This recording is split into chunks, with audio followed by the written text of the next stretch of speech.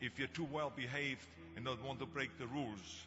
You have to think outside the box. That's what I believe. After all, what is the point of being on this earth if all you want to do is be liked by everyone and avoid trouble? The only way that I ever got any place was by breaking some of the rules. Don't be afraid to fail. Anything I've ever attempted, I was always willing to fail. In the movie business, I remember that you pick scripts. Many times you think this is a winning script, but then of course you find out later on when you do the movie that it didn't work, and the movie goes in the toilet. Now we have seen my movies, Red Sonja, Hercules in New York, Last Action Heroes, those movies went in the toilet. But that's okay, because at the same time I made movies like Terminator and Conan and True Lies and Predator and Twins that went through the roof. So you can't always win, but don't be afraid of making decisions.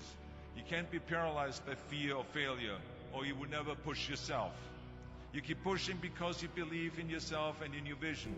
And you know that it's the right thing to do, and success will come. So don't be afraid to fail. Don't listen to the naysayers. I mean, how many times have you heard that you can't do this and you can't do that and it has never been done before? Just imagine if Bill Gates had quit when people say it can't be done. I hear this all the time. As a matter of fact, I love it when someone says that no one has ever done this before, because then when I do it, that means that I'm the first one that has done it. So pay no attention to the people that say it can't be done. I remember my mother-in-law, Eunice Kennedy Shriver. When she started Special Olympics in 1968, people said that it would not work. The experts, the doctors that specialized in mental disabilities and mental retardation said it can't be done. You can't bring people out of the institution. You can't make them participate in sports, in jumping, in swimming, and in running. They will hurt themselves. They will hurt each other. They will drown in the pool. But let me tell you something, now 40 years later, Special Olympics is one of the greatest organizations in 164 countries dedicated to people with mental disabilities and with intellectual challenge, and she did not take no for an answer. And the same is when you look at Barack Obama. I mean, imagine if he would have listened. If he would have listened to the naysayers, he would have never run for president. People said it couldn't be done, that he couldn't get elected, that he couldn't beat Hillary Clinton, that he would never win the general election. But he followed his own heart. He didn't listen to the "you can't," and he changed the course of American history. So over and over you see that if I would have listened to the naysayers, I would still be in the Austrian Alps yodeling. I would never have come to America. I would have never met my wonderful wife, Maria Shriver. I would have never had the wonderful 4 kids. I would have never done Terminator, and I wouldn't be standing here in front of you today as governor of the greatest state of the greatest country in the world. So I never listened that you can't. I always listened to myself and said, yes, you can. Work your butt off. You never want to fail because you didn't work hard enough.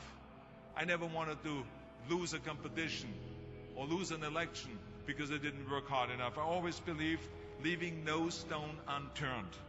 Muhammad Ali, one of my great heroes, had a great line in the 70s when he was asked, how many sit-ups do you do? He said, I don't count my sit-ups. I only start counting when it starts hurting. When I feel pain, that's when I start counting, because that's when it really counts. That's what makes you a champion. And that's the way it is with everything. No pain, no gain. So many of those lessons that I apply in life, I've learned from sports, let me tell you, and especially that one. And let me tell you, it is important to have fun in life, of course, but when you're out there partying, horsing around, someone out there at the same time is working hard. Someone is getting smarter and someone is winning. Just remember that. Now, if you want to coast through life, don't pay any attention to any of those rules. But if you want to win, there's absolutely no way around hard work. None of my rules, by the way, of success will work unless you do. I've always figured out that there's 24 hours a day. You sleep 6 hours, and you have 18 hours left.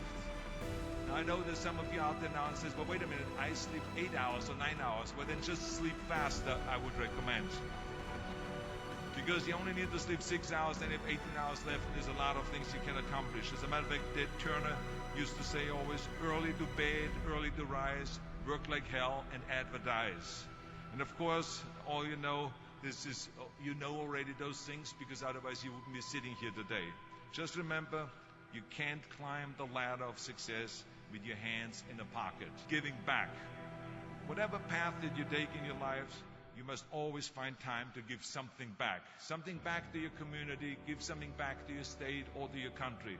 And my father-in-law, Sergeant Shriver, who is a great American, truly great American, who started the Peace Corps, the Job Corps, legal aid to the poor.